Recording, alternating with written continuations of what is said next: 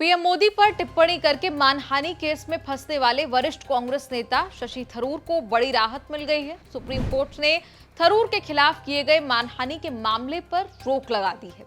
दरअसल ये मामला एक कथित विवादित बयान को लेकर है। अक्टूबर 2018 की बात है, जब थरूर ने एक कार्यक्रम के दौरान यह दावा किया था कि राष्ट्रीय स्वयंसेवक संघ यानी कि आरएसएस के एक अनाम नेता ने प्रधानमंत्री नरेंद्र मोदी की तुलना शिवलिंग पर बैठे बिच्छू से की थी।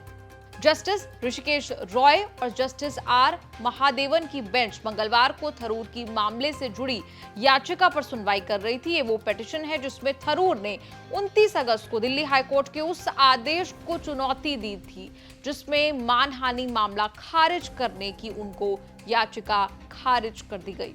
कथित विवादित लाइन के रेफरेंस के बारे में बताते हुए शशि थरूर के वकील मोहम्मद अली खान ने कहा कि उन्होंने 2012 में कारवान पत्रिका द्वारा प्रकाशित आर्टिकल से केवल उदाहरण दिया था। थरूर का पक्ष रखते हुए वकील ने तर्क दिया कि जब 2012 की वो टिप्पणी मान हानिकारक नहीं है तो 2018 में थरूर का ये बयान कैसे मान हानिकारक हो सकता है। आपको बता दें कि बीजेपी नेता राजीव बब्बर ने यह आपराधिक मानहानि की शिकायत दायर की थी। उन्होंने कहा था कि शशि थरूर की टिप्पणियों से उनकी धार्मिक भावनाएं आहत हुई। उन्होंने थरूर के बयान को असहनीय दुर्व्यवहार और लाखों लोगों की आस्था का पूर्ण अपमान भी बताया। बब्बर ने अपनी शिकायत में कहा था, मैं भगवान शिव का भक्त हूं। हालांकि आरोपी ने करोड़ों शिव भक्तों की भावनाओं की पूरी तरह से अवहेलना की, ऐसा बयान दिया जिससे भारत और देश के बाहर सभी भगवान शिव भक्तों की भावनाएं आहत हुई। सुप्रीम कोर्ट में जब मामला आया तो जस्टिस रॉय ने कहा कि ये टिप्पणी अनिवार्य रूप से एक रूपक थी, एक मेटाफर थी जो उस व्यक्ति की अजेयता को भी संदर्भित कर सकती है जिसके बारे में बात की गई। लाइव लॉ की एक रिपोर्ट के मुताबिक जस्टिस रॉय ने आश्चर्य व्यक्त करते हुए कहा, मुझे नहीं पता कि किसी ने इस पर आपत्ति क्यों की।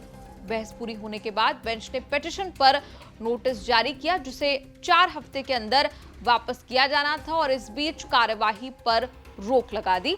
आपको बता दें कि 29 अगस्त को दिल्ली हाईकोर्ट ने शशि थरूर को राहत देने से इनकार कर दिया था, ये मानते हुए कि उनको शिवलिंग पर बिच्छू टिप्पणी से न केवल नरेंद्र मोदी को बल्कि बीजेपी, आरएसएस और पार्टी के सदस्यों को नेतृत्व स्वीकार करने के लिए बदनाम किया। केस में अब तक क्या क्या हुआ ये जान लीजिए। दरअसल दिल्ली हाईकोर्ट ने 2018 में भाजपा नेता राजीव बब्बर द्वारा दायर आपराधिक मानहानि शिकायत पर उन्हें तलब करने के ट्रायल कोर्ट के 2019 के आदेश को रद्द करने की मांग करने वाली याचिका को खारिज कर दिया था।